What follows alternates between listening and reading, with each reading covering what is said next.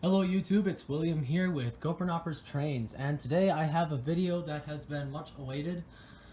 This is my video showing Rivarossi's Dreyfuss Hudson.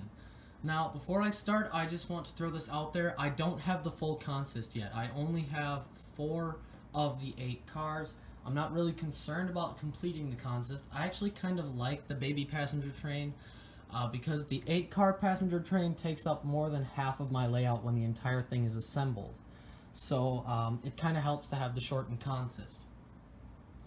So I'll be showing you the 2 variations of the Dreyfuss Hudson they made. Number 5446, the standard engine, and the 5453 with the special Centipede Tender and Scullin disc drivers.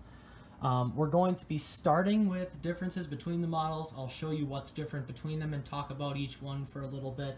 And then we're going to run them. I don't know if I'm going to put any music in with the running section. Maybe. I'm not sure yet.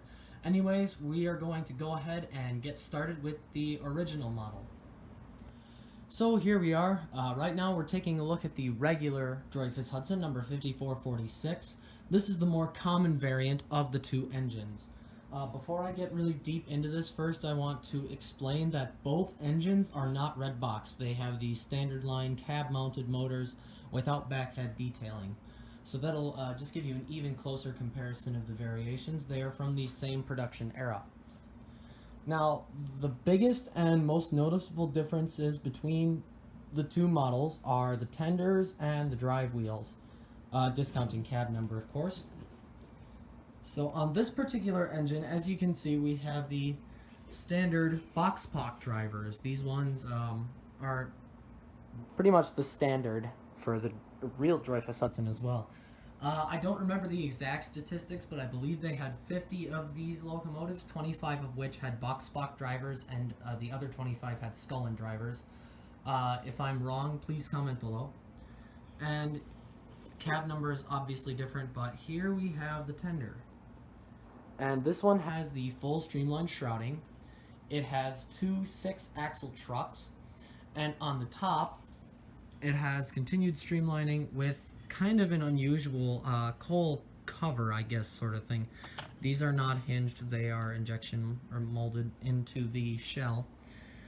Now here's the interesting thing. In reality, the streamlined Dreyfuss tenders were actually just regular tenders with streamlined sheathing over them. And if you look here, you can see the hatch, and if I disconnect this coupler and slide the train back, you can see the back of a regular tender on the inside of the shroud. How cool is that? That design is also continued with the 464 Empire State Express. So that is the most common variation. Now we're going to move on to the 5453, the much rarer Scullin variation. And so here we are with number 5453. This one is the much rarer variant, and this one, as you can see, has Scullin disc drivers. These are much harder to find, and as you can probably guess, much pricier. The standard Dreyfuss, which I have over there, I paid $60 for, and that's fairly mid-range. I've seen them go for about $50 all the way up to $150. This engine, however, I got on the low end of the price spectrum. I actually got it very cheaply for what it is, but I paid $150 for this locomotive, so it is not at all cheap. These are very difficult to find and very expensive when you do find them. Here is the other detail that sets this one apart, the tender. This one has a massive Centipede Tender. And if we have a look at the coal load on top, you can see it's a full load with 3 hatches and a tender deck. To be honest, if you asked me which engine was better, I couldn't tell you because I love both of them so much. I mean, they're both just extraordinary engines. They both look great and they both run awesome. The only difference is that this one I actually did have to replace a traction tire on. The other one still has the original tires from, the 1970s or 80s, depending on when that one was produced. Anyways, I believe that's everything that I was planning on covering, so we're going to go to the running action next.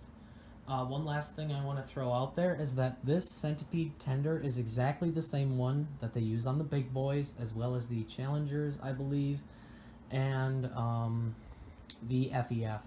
So it's the same standard Centipede Tender. This one's just painted for the Central. And it is still prototypical. It has the same dimensions as the true Tender. But anyways, we're going to go ahead and cut to the running action. I don't know if I'm going to be putting music in or not. I probably will, just because I usually do.